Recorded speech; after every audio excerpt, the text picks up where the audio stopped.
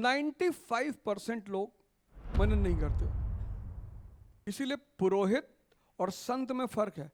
कबीरदास जी पढ़े लिखे नहीं है, पर मनन करने की क्षमता, गहराई से सोचने की क्षमता। अच्छा, सोच और मनन दोनों अलग अलग बात है। सोच मतलब कि यार कानपुर वाली बुआ मकान में हिस्सा मांग रही है, ये सोच है, ये नुकसान करती है आदमी को। और ये सोच पता है कैसे पैदा होती है?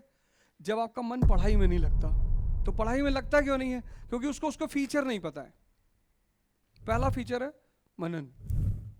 जो भी पैराग्राफ पढ़ा है उसका आउटलाइन बनाना है। कैसे? सोच के। पर सोच अलग है, मनन अलग है। ये पहला पार्ट है। आपने मनन कर लिया, आपने रेखा चित्र, बगल में आपने व्हाइट पेपर रखा, कॉपी रखी, कुछ भी रखा, उस पैराग्राफ का आपने चित्र बना लिया कि यार ये ऐसे ऐसे ये है।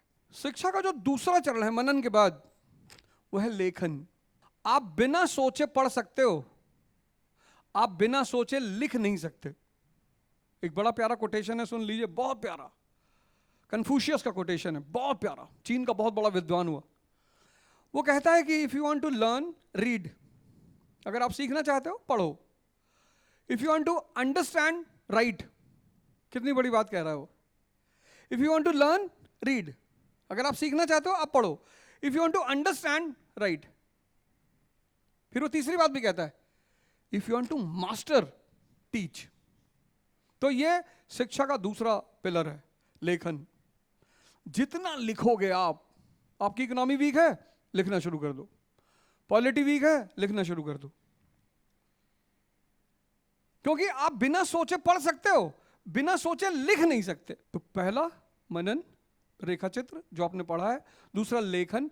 तीसरा चर्चा।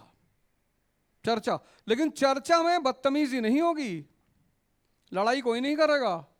हमें ज्यादा पता है, ज्यादा पता है तो अमेरिका जाओ, पढ़ाओ किसी यूनिवर्सिटी में, यहां क्या करने बैठे हो? यहां किसी को ज्यादा नहीं पता है। तीसरा, जैसे तुमने मनन कर लिया, रेखा बना लिया, फिर लिख लिया, तो 50% डाइजेस्ट हो गया। अब 50 बचा, तो चर्चा। 4-5 लोग बैठ गए, फंडामेंटल राइट टॉपिक उठाया, वही पढ़ रहे हो, जो क्लास में चल रहा है वही। और फिर 4-5 लोग बैठ के डिस्कस कर लिए, आर्टिकल 12, 13, 14, फिर उसके लिमिटेशंस। और भाई साहब, एक बार आपने आदत डाली डिस्कशन की, ये उसका तीसरा पिलर है। और चौथा पिलर तो चौथी बात, जो विद्या की सबसे प्यारी बात है, जो इस देश ने भुला दिया। क्या? विद्या को बढ़ाने का सबसे पावरफुल तरीका क्या है? दान। न चौरहार्यम, न भ्रात भाज्यम, न राज्यहार्यम, न च भारकार। न चोर चुरा सकता है, न भाई बांट सकता है, न राजा ले सकता है, न वो भार है। वह करते वर्धते एवं नित्यम। तो तुमने फंडामेंटल राइट तैयार कर ली, किसी जूनियर को पकड़ लो, बैठाओ उसको, जी भैया फंडामेंटल राइट जानता है? नहीं भैया, बताओ। जितनी चीजों को तुम दूसरे को समझा ले जाओगे, समझ लो वो तुम्हें समझ में आ गई। और जैसे ये 4 चीजें हो गई, डिस्ट्रैक्शन खत्म।